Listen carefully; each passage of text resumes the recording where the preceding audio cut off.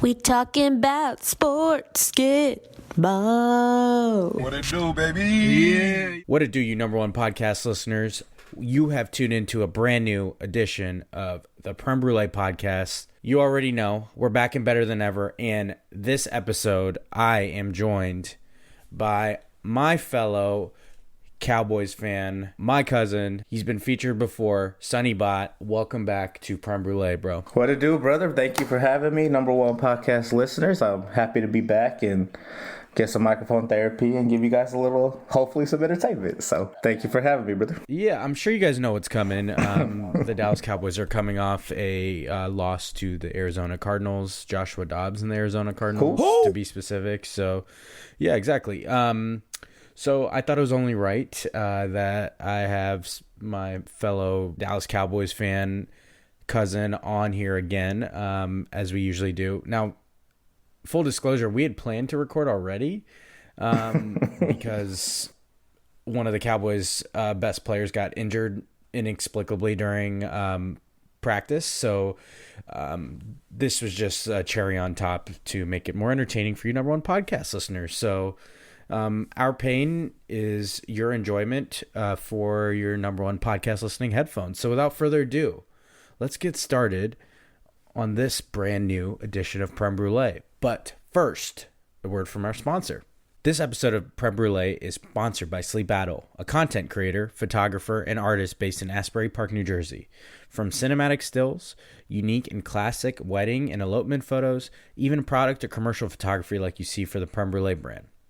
Sleep Battle is a full-service studio, and stay tuned for their film Please Laugh coming soon. Visit their Instagram at SLEEPATTLE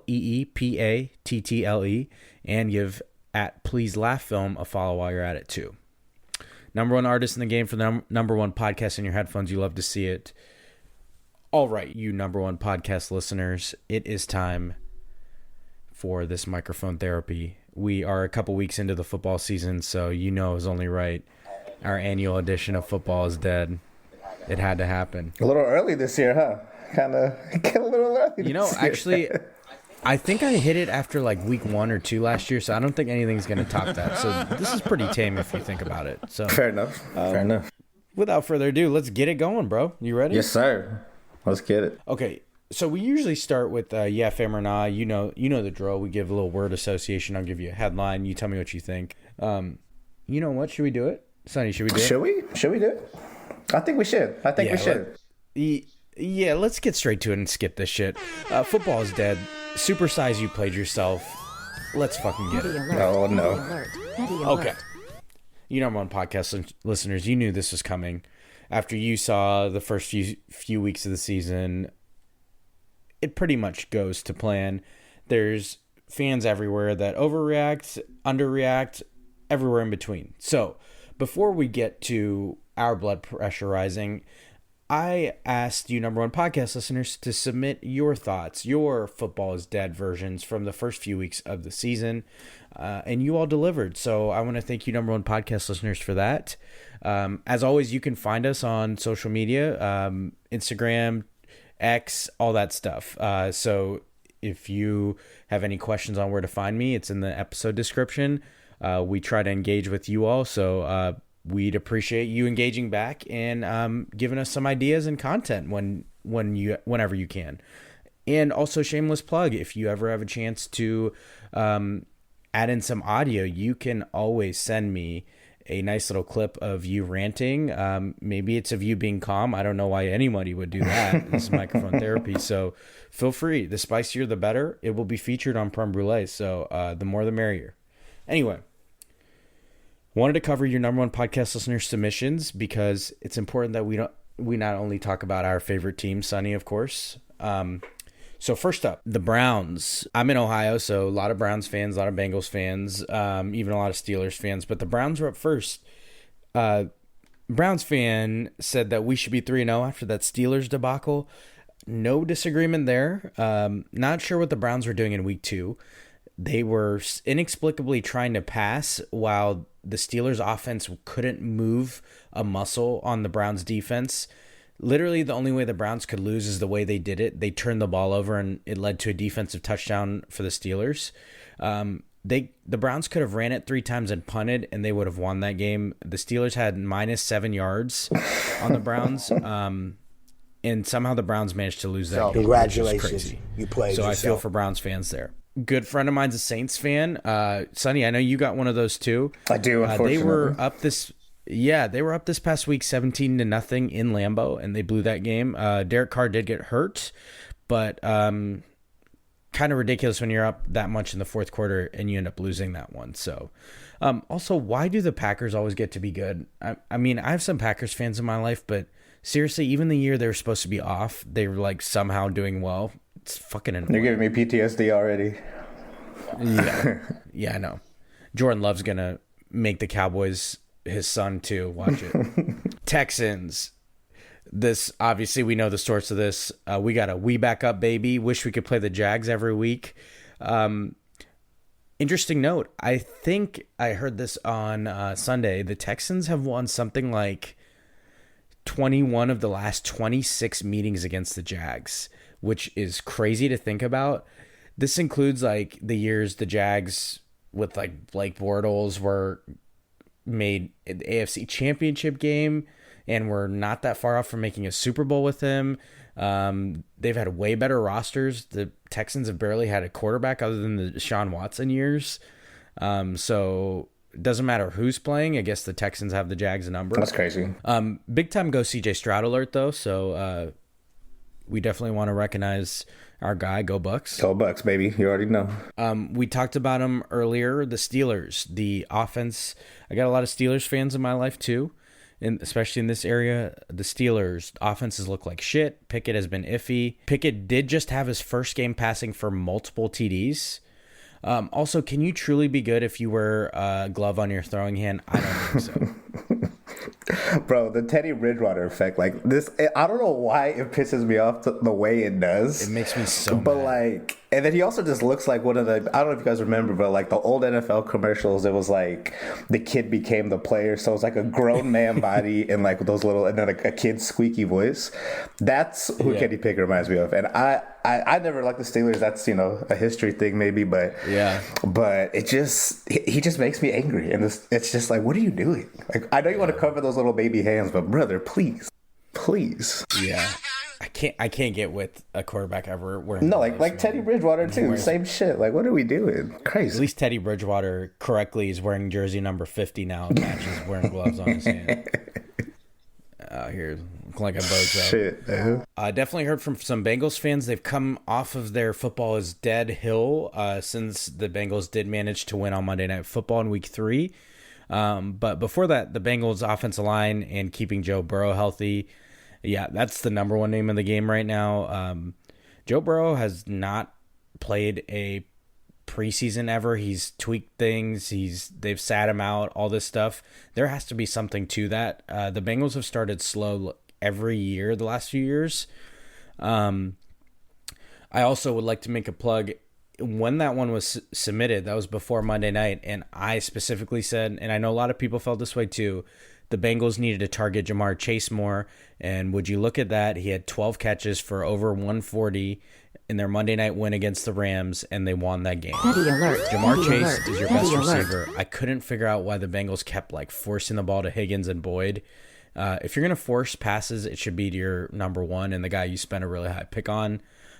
So I was glad to see, I'm sure fantasy football owners are glad to see Jamar Chase actually do something this year too, but good on them for doing that. I don't know how this calf injury for Burrow is going to work all year, but hopefully for Bengals fans' sake, it doesn't hinder any. And more on this later, but a lot of submissions, obviously, a lot of Buckeye fanhood and these number one podcast listeners, and rightfully so, go Bucks. A lot of submissions for the play calling in the game this past week against Notre Dame, especially a 4th and 1 jet sweep call that did not convert. Surprise, surprise. Now, it's a nice thing to learn after you win in South Bend, so we'll take that. But we were really looking forward to aggressive Ryan Day. He was talking a big game, like he was going to call it aggressive, and then there he goes, being Jim Tressel Jr. and being conservative when a game gets tight. So, win's a win. We'll take it. Go Bucks. But a little bit more on that game and the stuff surrounding it in a little bit. Yeah, I'll let you handle the Bucks, but yeah, that's all I got to add is go Bucks. And Years off my life on that one. I got to add one more thing. Saturday. I got to give Notre Dame some type of positive shout out, even though fuck them forever. But I got to give them one thing: their jerseys. I liked those all green jerseys, especially with the goofy gold that never matches the pants. Like that. I was getting ready to say that. But the gold with that all green look, I digged it. They look like leprechauns for sure, but I was digging it. So I got to give it to them. Anybody see the leprechaun, say yeah. It look like a leprechaun to me. All you gotta do is look up in the tree. Who else seen the leprechaun say yeah? Okay, before we get to the heart of you played yourself, you know what? I feel like I should give the number one podcast listeners something special. Give the people what they want. Give the people. Should I do a one-liner for every football team in the NFL? Let's go. Should we do it? I think we should do it. All right, let's fucking do it. Man. Okay, so we covered a bunch of teams, so I'm going to cover the ones we haven't. We'll start in the AFC. The Ravens. How do you lose to the Colts? Can this team ever be healthy? The Bills. Josh Allen doing way too much. It only matters in January, so talk to me then. The Jets. Zach Wilson. Patriots. Mac Jones, negative swag. That's an issue. Yeah, just to top that off, shout out to the boy Sauce, but dick punches for me, for Mac Jones. Like, what are we doing? Dick punches. Come on, man. Come on, dude. Dolphins, can they put up 70 every game? Bruh, more on that maybe later, but like just Madden mode. That's my line. This Madden mode. That's ridiculous. Colts. Anthony Richardson needs to start protecting himself. Dude's gotten hurt 2 out of his 2 games, so like, hey, let's not mimic everything about Cam Newton. Let's mimic his success, but take better care of your body, please. Help him. Texans, I know we jokingly said everything was good, but how did they manage to let 4 out of their 5 starting offensive linemen get injured? Like, put these guys in bubbles next time. Protect our guys, CJ. Jags, this offense is ew so far. They have so many weapons. What the hell is going on? Tennessee Titans. Is this the most boring roster in the NFL? Also, why did Nuke Hopkins choose Tennessee of all places? He knows who's at quarterback, right? He went through years of that in Houston, and he just volunteered for that again. So he volunteered for Ryan Tannehill. Like, come on, brother. Yeah. Come on, man. Look, I stay petty, so I don't have to get petty. The Kansas City Chiefs, like, what could we possibly find with them? How about this Taylor Swift-Travis Kelce distraction? Is there a curse there? Nobody knows, but this is the type of analysis you tune into Prem Brulee to find out about. This is the only hope the rest of us have. Like, let us have it. The Raiders, Jimmy G's arch nemesis, a second read. I was proud of that one, yeah. Run it. The Chargers. Herbert has hype, but nothing to show for it yet. Like, we talk about him every year, but they're seemingly like don't do anything with it. They have so much talent. Also, they got another bit of bad luck with Mike Williams out for the year. Broncos. Sean Payton in walking through that door. Oh. Petty alert. Petty alert. Petty alert. Unlimited. Mr. Unlimited. Eagles. Sit that soundbite. You can't keep getting away with it. Sonny, you got something for the Eagles? Yeah, it hates me to say it because fuck them, but I saw last time I think they played Monday night, they did the whole little cute QB sneak. And I think it was Troy Aikman. He said tush push, and I did get a chuckle out of that, so I got to shout out the tush push as much as it pisses me off. Is it time we start talking about that being unfair, or we'll save that for when they beat the Cowboys? Yeah, we got to save something, you know. I don't honestly think it's unfair, but I am going to complain about it like it is. 100%. Every team should do that, by the way. Every fucking team should have a play like that. I know not everybody is Jalen Hurts size, but I'm thinking it'll work more often than not. Maybe not to the level of success the Eagles have, but it should fucking work. The Giants. Daniel Jones is Eli Manning faces. Keep in mind, again, this is why football is dead for all of you, so don't be mad at me. You could have submitted your team's stuff. So, anyway. The Washington Commanders, quarterback. The Green Bay Packers. Jordan Love now gets to go through no top draft picks being on offense. Yeah, I feel like it's an endless cycle. They won't draft anyone on offense until they draft his replacement. So good luck with that, Jordan. The Chicago Bears, they're ruining our guy Justin Fields. I don't have a phrase. I got a word: poverty. And free him. Free Justin, please. The Detroit Lions, can you grit your way to a division title? Also, did they really hitch their wagon to David Montgomery only for him to get hurt again? What was Dan Campbell thinking about on that? He's always made of glass. I don't understand why they did that. But. Yeah, I don't understand. Minnesota Vikings, law of averages on one-score games catching up to them. Who would have saw that coming? Look, I stay petty, so I don't have to get the Tampa Bay petty. Buccaneers, they had no turnovers through 2 weeks. They lasted the longest out of any NFL team. But Baker Mayfield is still their quarterback, though, so good luck to them. Tough. Carolina Panthers, how is this the team you surrounded your number one pick with? They have some trash skill position players. I'm gonna kind of piggyback off that, but go the other way. It's a little 2 for 1. It's word to our birthday brother. Shout out Nick. He just had a birthday on Monday, so shout out to him. But in his honor, I gotta say it: we're wheeling and dealing, baby. We are wheeling and dealing. What it do, baby? You know it's bad news when you got Adam Thielen at the tail end of his career as your go-to. That's your number one. That's crazy. Yeah. That's crazy. New Orleans Saints, what is this QB room? Yeah. Trash. Atlanta Falcons, time for another running back. Why did they draft Kyle Pitts and Drake London, by the way? The Los Angeles Rams, what is the plan here? The Arizona Cardinals, what is the plan here? Oh, my God. The Seattle Seahawks, so much talent, but every game is close. I'm going to say it. Free JSN already. Free him. Yeah, for real. San Francisco 49ers. You can't keep getting away with this. All right. I think it covered every team. From the bottom of my heart, I'd like to take this chance to apologize to absolutely nobody. How'd I do, bro? That was a fire, rapid fire. You know what? You know, Football's dead for us all, even you good teams, okay? Okay. Without further ado, let's get to the main event. Let's hit that soundbite, baby. I'm petty as hell. And I'm super petty. Here we Petty Le Pew. Go. All right, you number one podcast listeners, it is time for our supersized edition of You Played Yourself. That's right, we skipped Yeah Fam or Nah for you all. This is Football's Dead episode, so we got to deliver. But first up, I did want to cover this because we talked about it last episode. I guess shout out Noah Lyles. It's his victory lap. I guess pun intended. You Played Yourself goes to USA men's basketball. They finished 4th in the FIBA World Cup. They threw some C-level squad out there trying to tell us it was going to work. And then my favorite part was other pros from the NBA who didn't play in this event trying to tell us how to be fans and like appreciate them after they had lost like one of their pool play games. Like we were supposed to be okay with that. That was fucking rich. So, yeah, shout out to Noah Lyles. World champion of what? He got his victory lap. We talked about it last time. I guess he was right. World champs of what? Of what? Yeah, and it's kind of what you kind of just, to go back to what you just said, you know, all these NBA players have been talking about, this is despicable. This is a bad showing. What a poor showing from the country, yada, yada, yada. But okay, those same exact players, last I checked, y'all are from the U.S. Y'all could have played. And you know, so you want to talk all this shit, then you got to back it up in some regard, right? Like you can't just say, "Oh, these players suck," but then you're literally could be on the team. All you have to do is literally say, "I want to play," and there'd be no question or pushback. So it's just, I don't know. We'll see. You know, LeBron, our boy, the GOAT.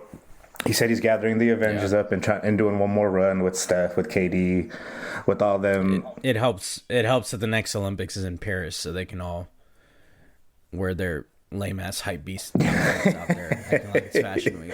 So we'll see. We'll see if he's capping or not. But that would be cool to see. You know, LeBron, KD, Steph. This would be their last Olympics, so it would be cool. It would be cool. Just let him own every country. I missed the 2012 whatever year with Kobe and Wade and Bhatt. Like it was like 150 to like 70 every game, and I'm like, bring that back for one more year, please. Yeah, like their opponents were asking for their autographs. Yeah, shit, like after the game.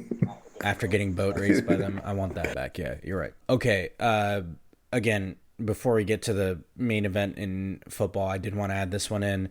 You Played Yourself goes to the Los Angeles Angels. They shut down Shohei Ohtani and Mike Trout for the year. This trash franchise legit wastes 2 of the greatest talents in MLB history. Crazy.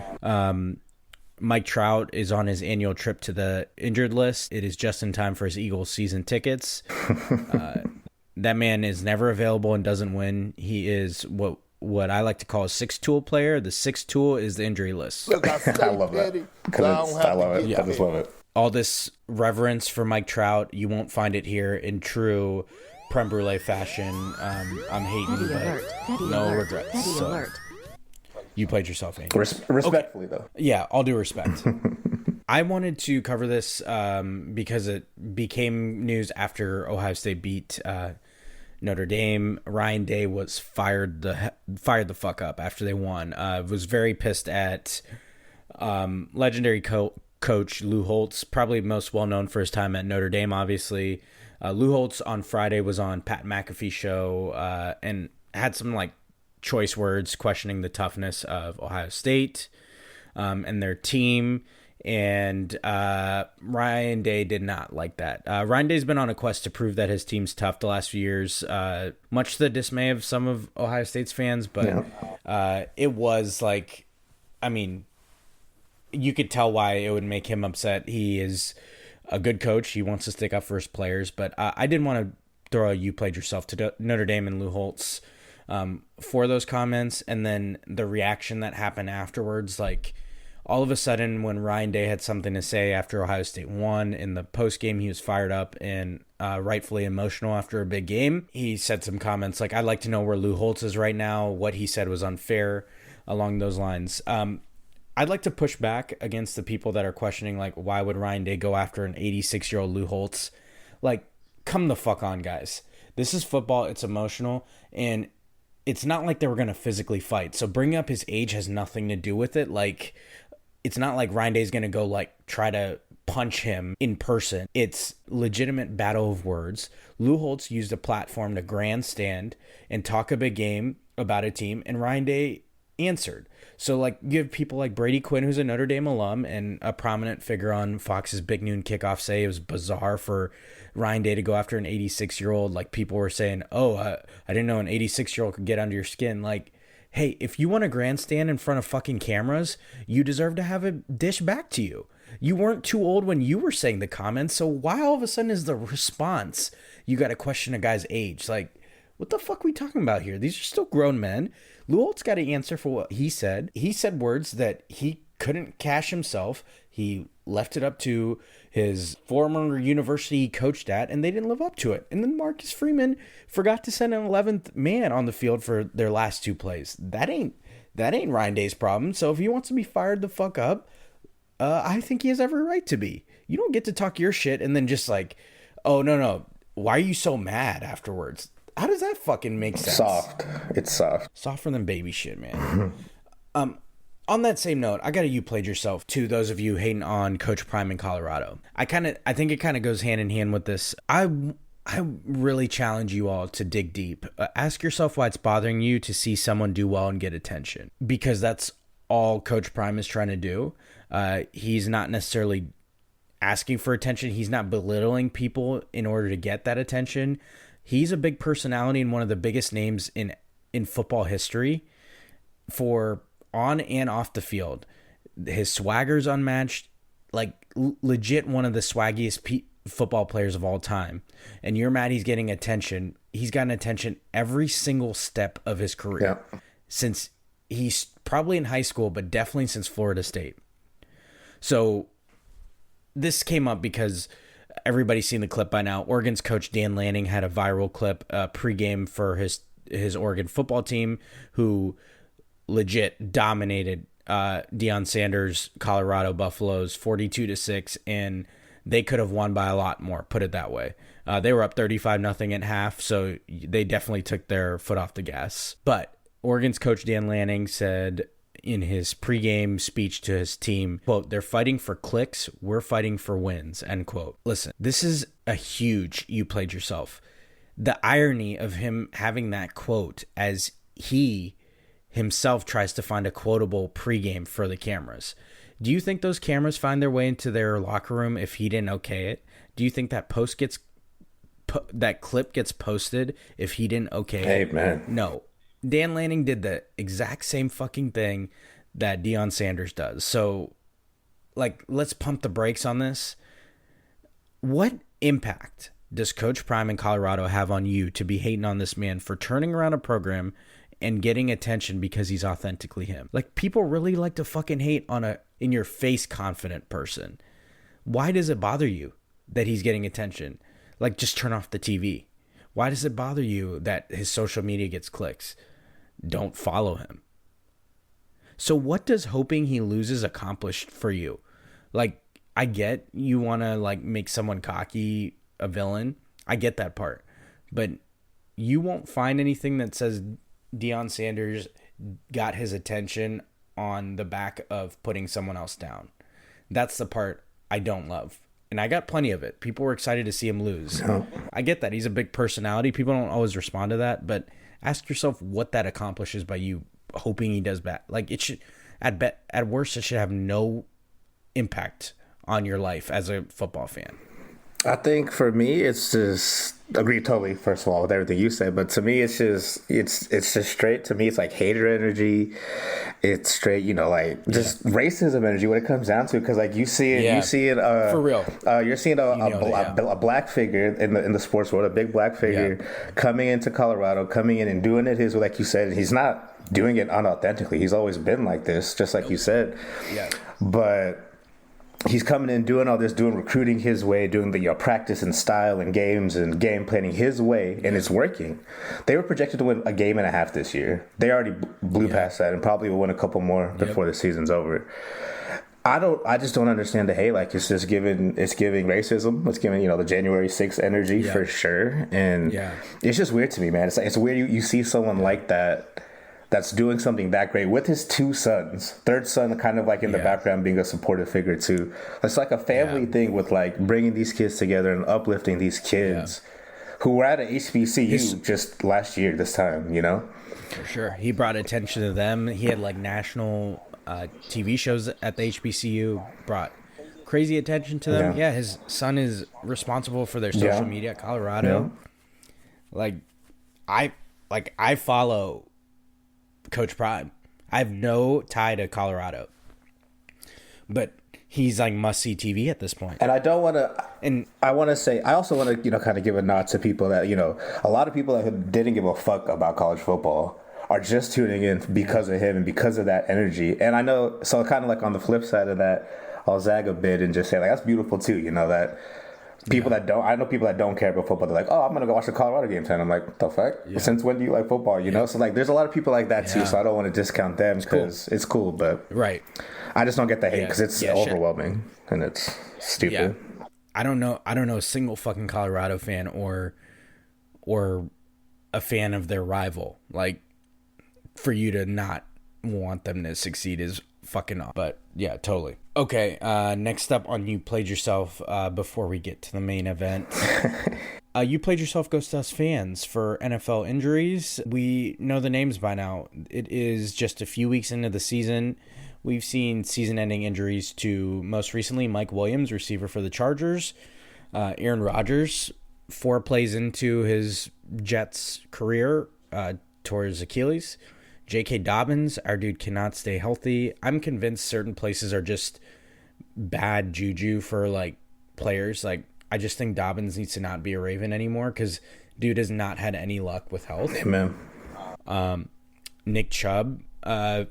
Nick Chubb's injury looked awful. Like, truly like Willis McGahee back in the 2003 Fiesta Bowl, Miami versus Ohio State. The latest reports are that Nick Chubb's knee is not as bad as they thought, which if you've seen the clip online, they didn't show it on the broadcast for a reason. I cannot believe that. His knee literally bent the other way, so the fact that it's not as severe is the wrong way. This is good. Good to hear. Yeah, it's wild.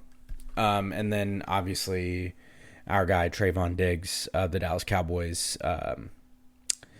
our number one cornerback, just got paid this offseason, went towards ACL in one-on-one drills on like a Thursday before week 3. So shout out to reverse shout out to the turf on some of these fields.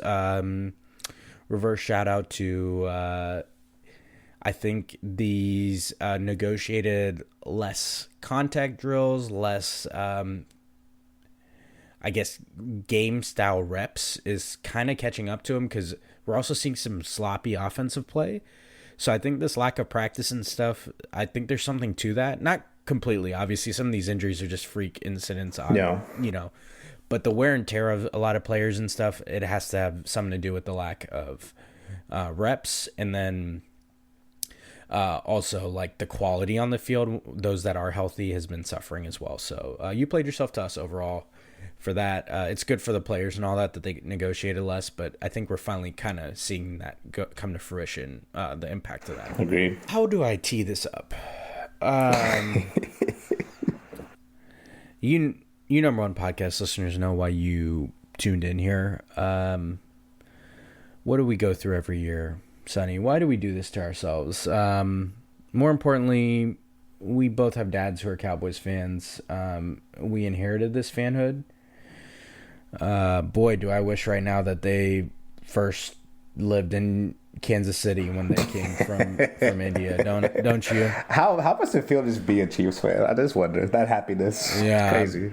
Yeah. It's crazy. The biggest thing you have to worry about is a Taylor Swift curse, on your tight end. If that's what it takes, I'll become a Swiftie with the quickness, man. Just shit. Yeah. Okay. So we're going to throw you played yourself to the Dallas Cowboys. How about this? I'll go first, and then you chime in. That way it gives me time to let my blood pressure return before we wrap up the episode. Save space, brother. Let's get it. Yeah. Okay. You played yourself. Goes to the Dallas Cowboys. We just can't have nice things. Just when they look absolutely incredible.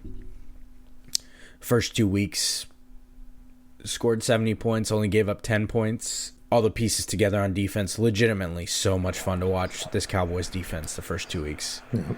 The Thursday before week 3, star cornerback Trayvon Diggs tears his ACL in fucking practice during a one-on-one. Then, Cowboys fans were telling other Cowboys fans, analysts were telling us that, we do have the depth to weather the storm. It's not ideal. Nobody's going to be as good as Trayvon Diggs, but we got the corners for it.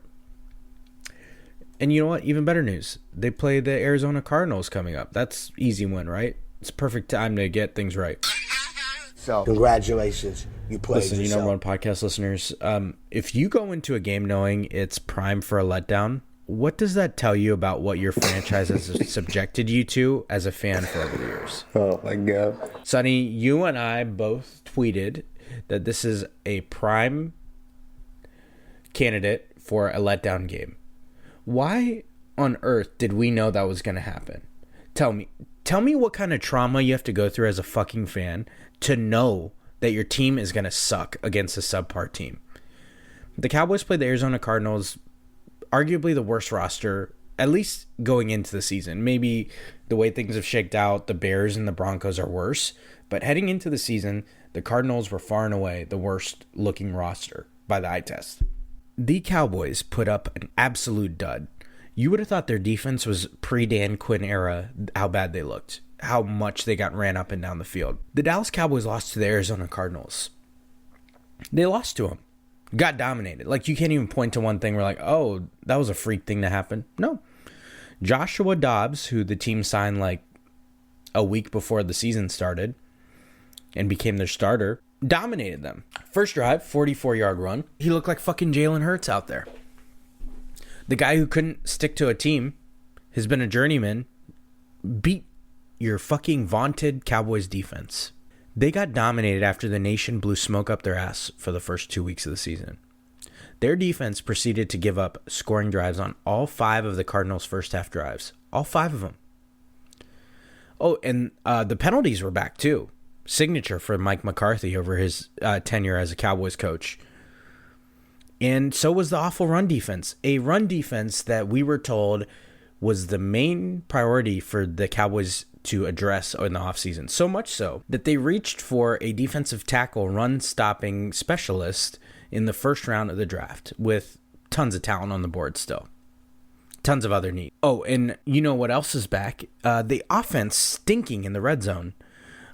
And the difference is this year, they don't have a coordinator to blame in Kellen Moore because he works for the LA Chargers now. The Dallas Cowboys are absolute frauds.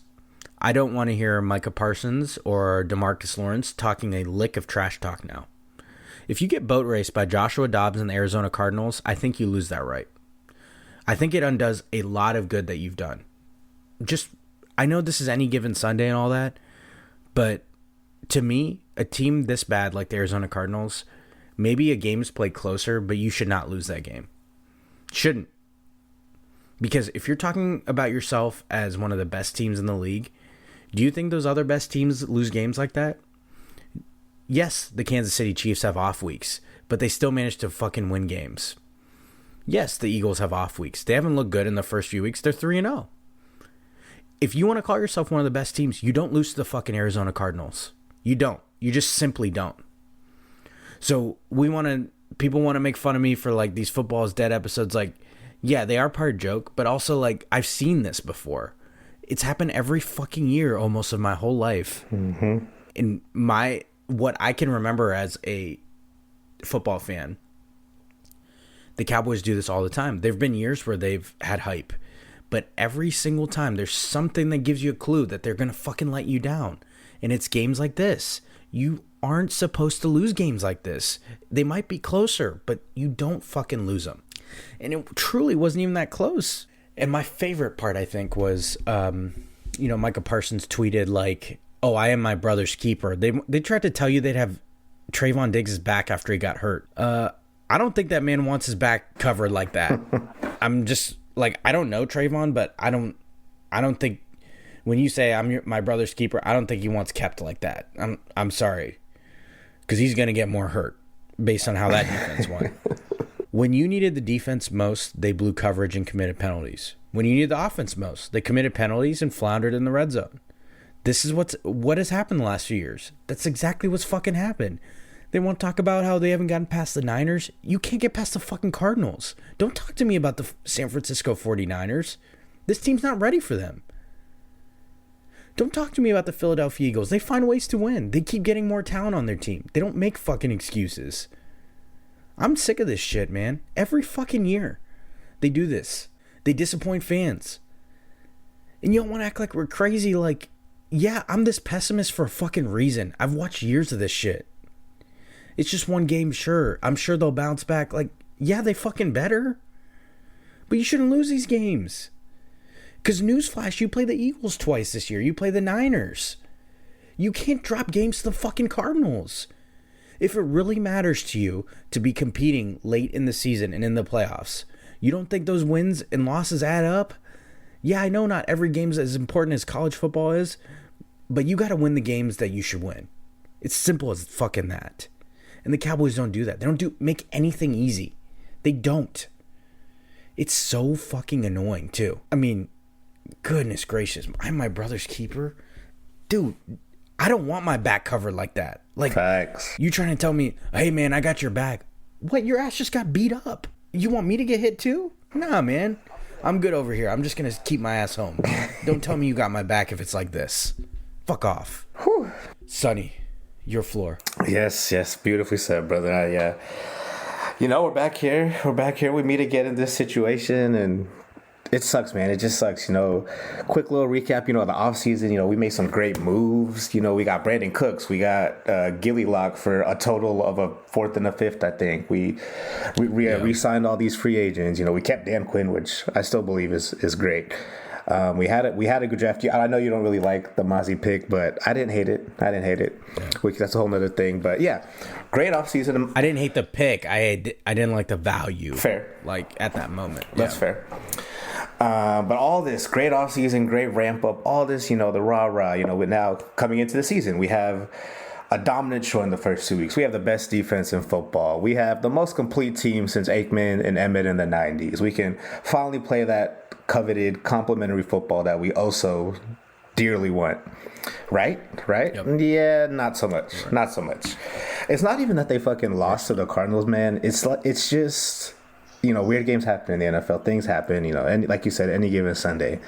But it's really just how. It's how they go about it. It's not just, hey, it was an exciting game. It was close. They played well. They fought well. It just, a couple balls bounced the other way. It's never like that with us. It's always, like, you see the game and you're like, what the fuck happened? Like, I'm laughing, but it's just like, at this point, it's just comedy. Because, like, how do you have the same goddamn pattern every year as soon as we have, like, a bit, just a little fragment of success?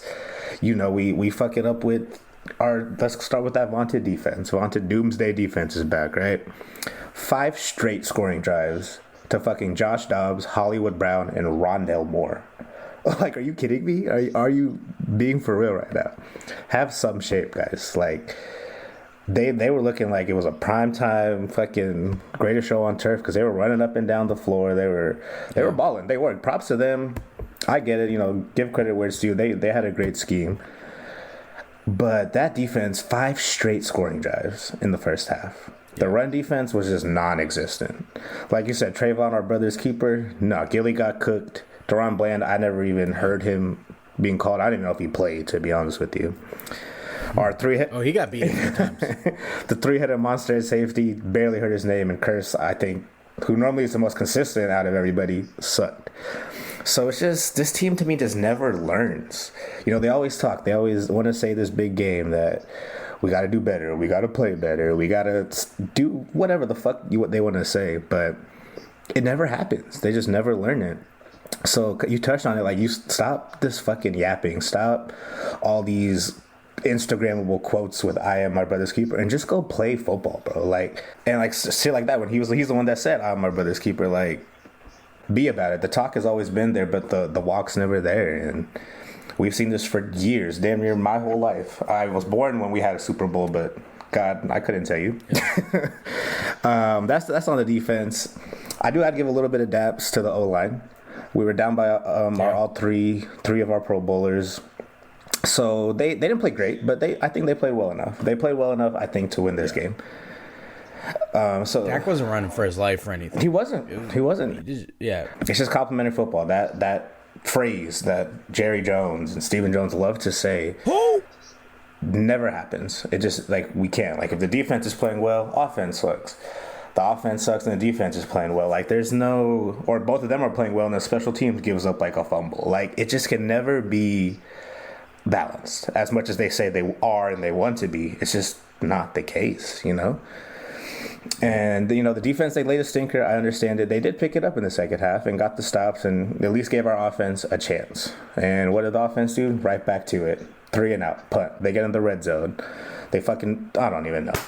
It's just the same thing over and over again. And, like, everyone says, like, even I'm sure you get it too, like, we're too much. We're dramatic. Like, it's just a one game. But it's really not. It's really not. When you literally look at what, or the why behind it, it's not just one game because we've seen it.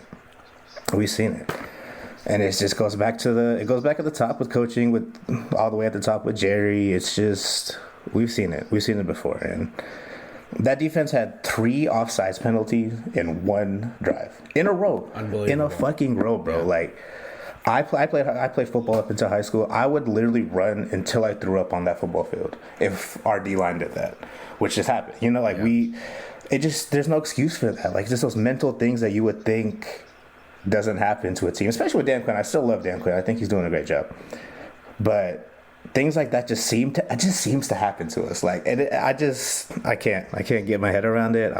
They so clearly were not prepared for that game. No, not at all. Not at all. Like, once again, they talked all the talk, but nothing was there. And you touched on a little bit. I kind of want to finish up with it, but the red zone. I don't know how a team with CD, top 7 to 10 receiver in this league, Tony Pollard, another 7 to 10 running back, decent enough number 2 in Cooks and Gallup and Deuce Vaughn and all these guys that we have. I don't understand how we can't score in the red zone. It's like we from the 20 to the 20, the offense looks fantastic, like efficient. Yep. They're moving the ball in the field. They're doing the dink and dunks. They're doing the crossings. They're doing the streaks. They're doing, like, literally everything perfectly. They hit that 20 to 25 yard line. And then, like, Mike McCarthy just becomes a fucking dunce. I don't know what it is, and it's on him this year because we had Kellen Moore the last couple of years to blame it on. It kind of makes me think that he was overruling Kellen Moore in the last few years because that was the issue before in the red zone. Yeah, but I mean, that being said, like, there were some questionable calls in the past years, but we were still relatively efficient in red zone. I went and looked back, and we were the number 1 offense in the red zone last year. That's surprising. And so, right. We're number 1 in something in the red zone, but I don't know. I just think we have all these weapons. Like, get CD, like, in motion. Let him run the shallow cross. Let him run a screen, a little bubble screen, a jet sweep with Turpin. Everyone's talking about lately, especially this week, we're missing Zeke. Shout out to my boy Zeke. Yeah. Go Bucks, all that. Yeah. Go Bucks, baby. But everyone's saying we miss him. I get it. He was like our battering ram. He was our hammer. Pause. Yeah. But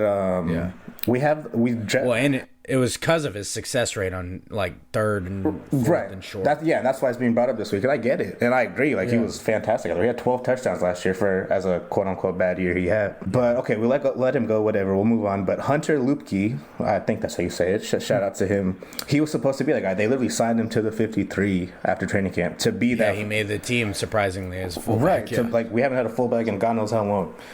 And so he made that team to be that sequel, to give us the third and fourth and ones and all that.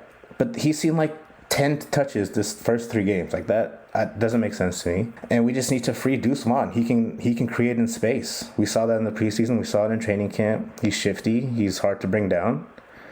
Like, use these guys that you say you have and like you're excited about. Use them.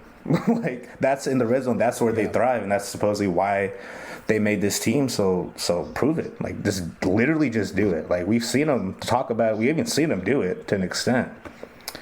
But I don't know, man. It's just, you ended it same word. I'm gonna end it with frauds. Until they break through something like this, we have all the potential. We have the balance, and I think we really can be special. But until I physically see something, that's all it's going to be. It's just potential. And it's frustrating. It's frustrating because that defense, man, it's fun. It's a fun defense to watch. Even when they struggled in Arizona, but they tightened up, it's a fun defense to watch. But yeah. I want us to breathe now, take a little woosah, deep breath, and end on a positive note. I want to star up a couple players, since I shit on the whole team. You shit on the whole team, but deservedly so. Don't get me wrong. But I just want to give a star up shout out to our kicker, Brandon Aubrey. We were like, who the flying fuck is that? But especially after he missed his first extra point. He was very first after we scored. He missed extra point. We're like, great, here we go again, right? But he's been perfect since. Shout out to Rico Dowdle, Tony Pollard handling the rock pretty well. And Michael Gallup, that man remembered how to play football, so I want to at least give some positive notes. He better. They were telling us last year he was still a little rusty after his ACL, so it's the year for him to show us he still got it. Oh, no, you said it. You said the line. This is our year. Yeah. Paid. No, I meant his year to actually perform. It's never our year. You already know, number one podcast listeners. I think we're destined to never.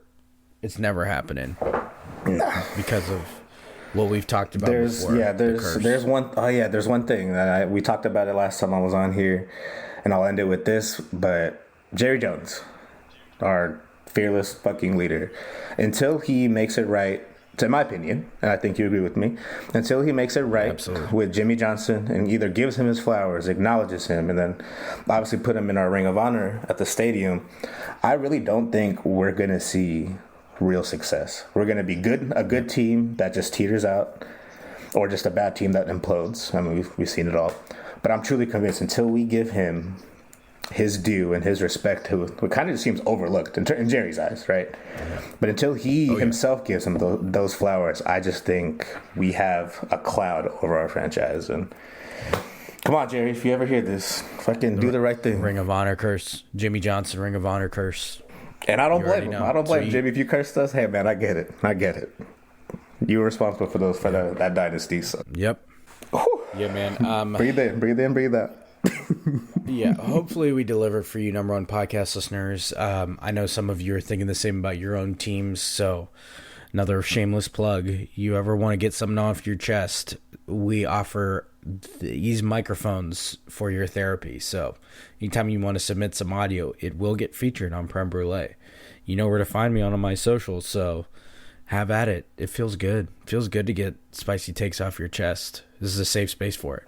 Amen. Okay, let's get to a lighter note here. I like to end You Played Yourself with a few non-sports related ones, so let's wrap up You Played Yourself with those. I got a couple here. First up, You Played Yourself goes to parents who say no gifts for their children's birthdays. That Babyverse did not agree to no gifts, so I need you to know that me and a lot of other people are going to go ahead and not listen to y'all parents' boring-ass wishes on this one. So, You Played Yourself. If you find yourself doing that, you want to complain about space or whatever, get rid of some of your own stuff. That ain't that baby's fault. Okay. Next up. Number one podcast listeners, have you ever, like, you played yourself ghost to when you have to, like, use your house after you clean it? Do you guys ever feel like, Sonny, you ever feel like right after you clean your bathroom, you got to take the biggest shit, or like right after you clean the floors, it rains and your dog tracks in mud? Dog. Like, why is it like The that? worst, especially the bathroom one. I'll keep it PG here, but it always happens without fail. You clean the bathroom and you gotta break it in. Like, I got a clean ass toilet, and then I got to sit on this like freshly clean toilet again just to dirty it up. Immediately. At least give me the night. Yeah. Body, please. Yeah. Sometimes you just want to be like, let's clean it and just leave. You know? For real. You got any for me? I do. I just have one. You played yourself. Shout out Mother Nature. I say kind of there, the same theme of the cleaning part, you know. I'll ask it right back to you. You ever wash your car and it looks all good. Gosh. It feels nice. You feel good washing it. Like after you're done, you like see it, and then boom, that night or the next morning, fucking thunderstorm. Like, come on, Mother Nature, go to hell, respectfully. Yeah. And Texas here, on a regional note, Texas has had a bad summer. It's been literally record-breaking hot. We had like 2 months of straight 100, whatever. It rained probably twice since summer started.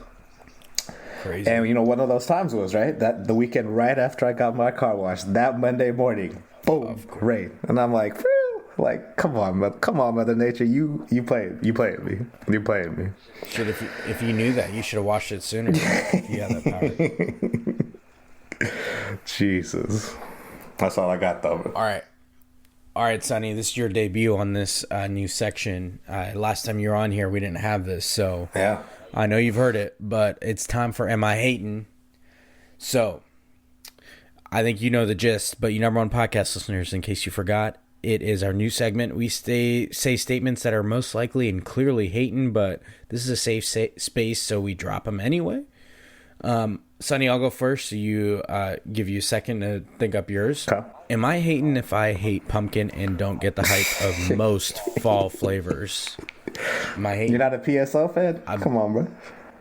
I've been told I'm a hater, but also, 'tis the season, but pumpkin pie is literally the worst pie, so I need y'all to know that. Sweet potato pie can find its spot right next to it. I know it's going to be a hot take for you guys, but those are trash, so take those vegetable pies out of here. Sonny, that's crazy. What you got? Am I hating? Hey, man. Am I hating? I think, shout out to another co-host you've had here several times, our brother Ro. I'm pretty sure he talked about it briefly, but I've been on a couple concerts this past week, so I want to come back to it. But Queen Bee, Drizzy Drake, shout out, something light. Yeah. In other news, Sonny's broke now. In other news, yeah, I'll be in ramen for the next week. But yeah. But on that wave, do we really need to record a whole show? Like, I understand you take a couple pics, couple vids, for your memories for the gram. I get that. No problem there.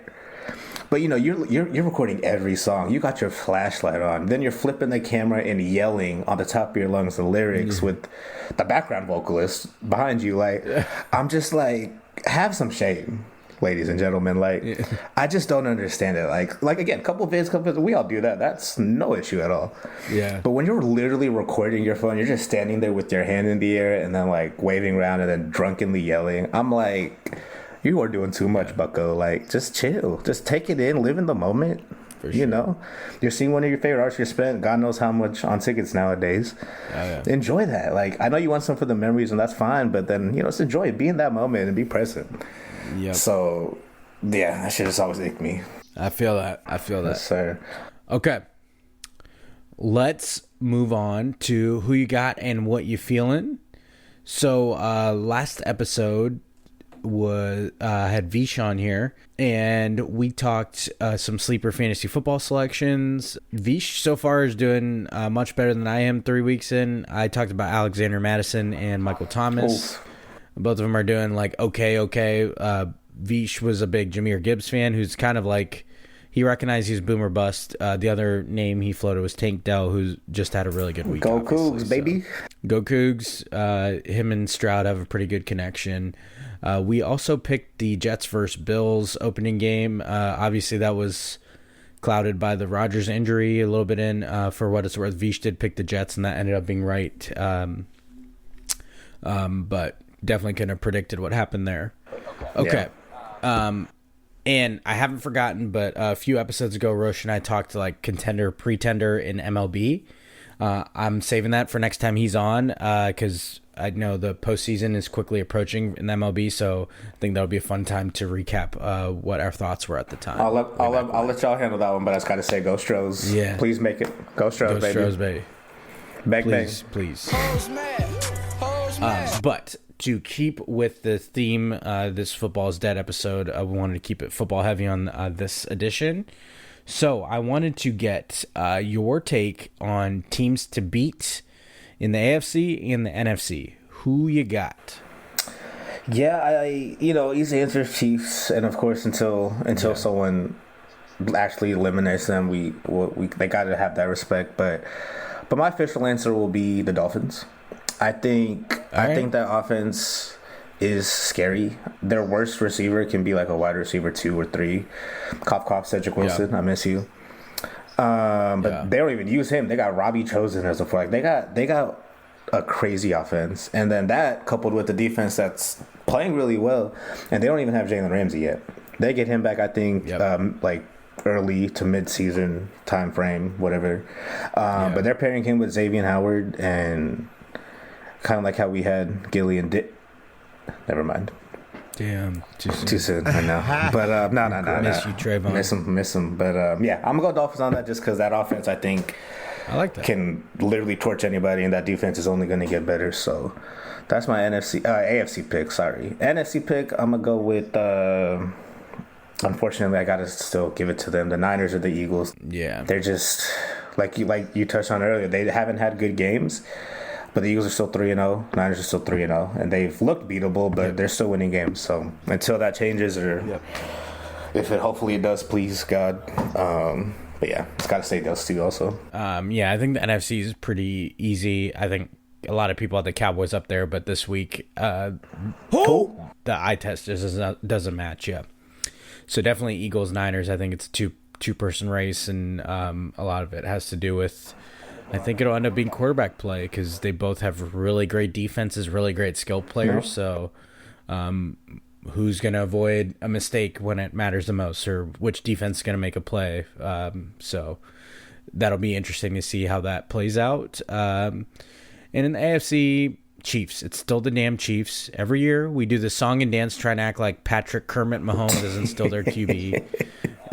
All these shows on ESPN want to talk about who the best team is, and they blow smoke up all these other teams, and we all got to act like the Chiefs aren't still right in front of our fucking face. So it's still the Chiefs. I'm right AFC, here. It's the Chiefs. I'm right here. Until I see otherwise, like I would have told probably before this season, felt like the Bengals had a great shot because they have really great roster, but I just don't know how that calf injury is going to heal, if it ever is going to heal, because I think Burrow's going to be too stubborn to rest, and he's going to be at risk of tweaking it. Not that I don't know that rest would even prevent it from being tweaked again, because he rested and then tweaked it in week 1. So I mean, what do we know? I think or week 2, whatever it was. Quick side note on that, just real quick. Same injury Dak had, and we saw how that ended 2 years ago. Like, it just kept nagging him. Yeah. So I hope he can shake it, but it's just a tough injury as a quarterback when you're planting off that foot. But I hope he gets. I hope he shakes it. I hope he shakes it.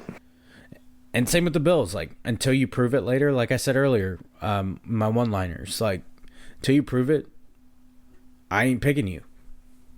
So anyway, okay. My next one for you. Give me an overrated top college football team right now. I have a few candidates there to jog you and the number one podcast listeners list that you're keeping. Some candidates I got for you of the top teams. Obviously, you have Georgia at the top, Michigan, Florida State, Ohio State, USC, Oregon, Washington, Texas, Notre Dame, Penn State. Just, few candidates on there. I'll go first before I get your take on who you think's overrated. I'm going to say any second SEC team besides Georgia. And then my prisoner of the moment pick right now, I stayed up to watch this game, USC. They did not look very impressive against Arizona State. Yeah. So, and Arizona State's going to be probably, I would say, like middle of the pack for Pac-12. So I don't think we were talking about it earlier. I don't think any team is looking that dominant as far as years past. So it could be anyone, but those are my picks for right now. What about you? Yeah, that USC pick's a good one. That defense is Swiss cheese, but I'm going to go for my real answer. I'm going to give you UT, Texas.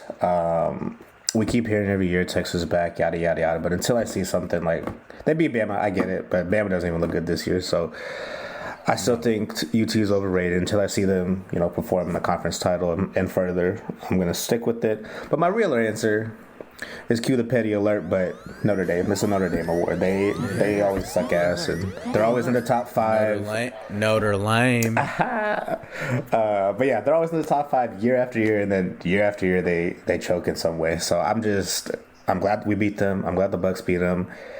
But yeah, it's definitely their award to lose every year. All right, what are you feeling lately, Sonny?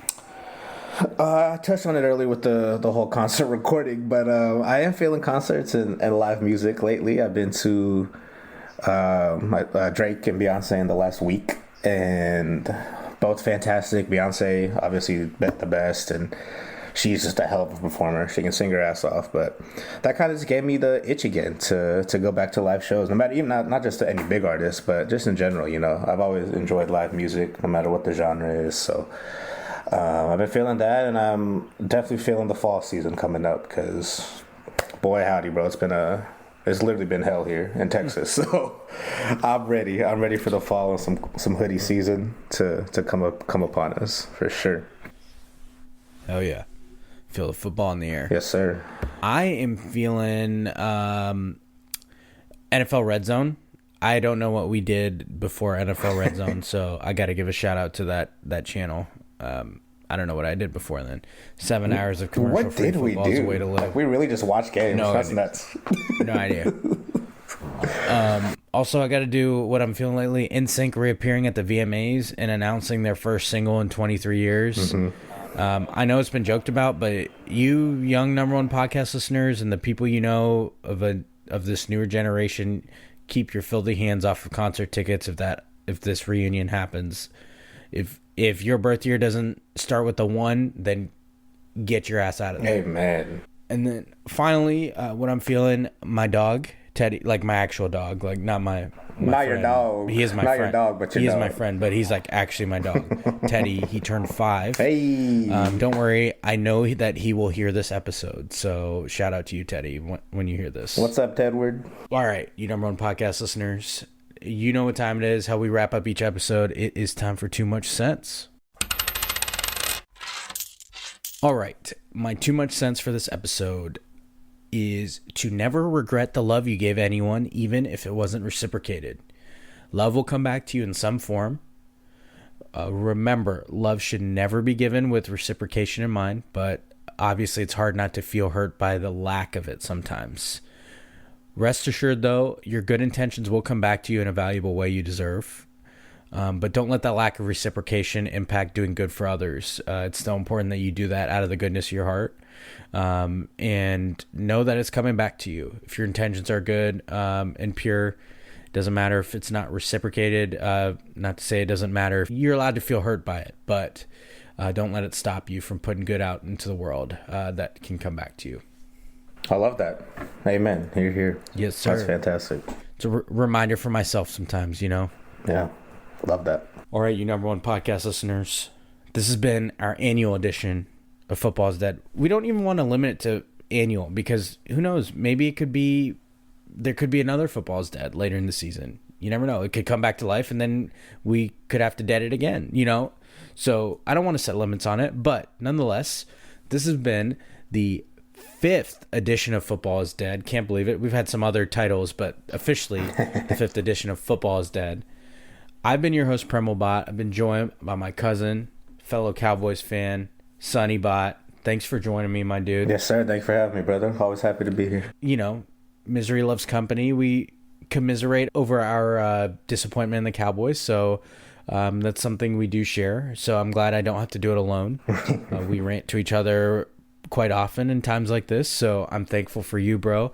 Thankful for you hopping on here and, providing some microphone therapy. Likewise. You number one podcast listeners. I appreciate you. Appreciate your submissions to Football is Dead. Appreciate your listens, your shares, your subscriptions, passing it on word of mouth, all shapes and forms, social media, all that stuff. Couldn't do it without you. Wouldn't do it without you. So, you number one podcast listeners, thank you from the bottom of my heart. This has been a brand new edition of Prem Brulee. You know the drill. Share it, like it, subscribe it, all the good stuff. Tell a friend to tell a friend. And we'll talk to you on the next edition. Here.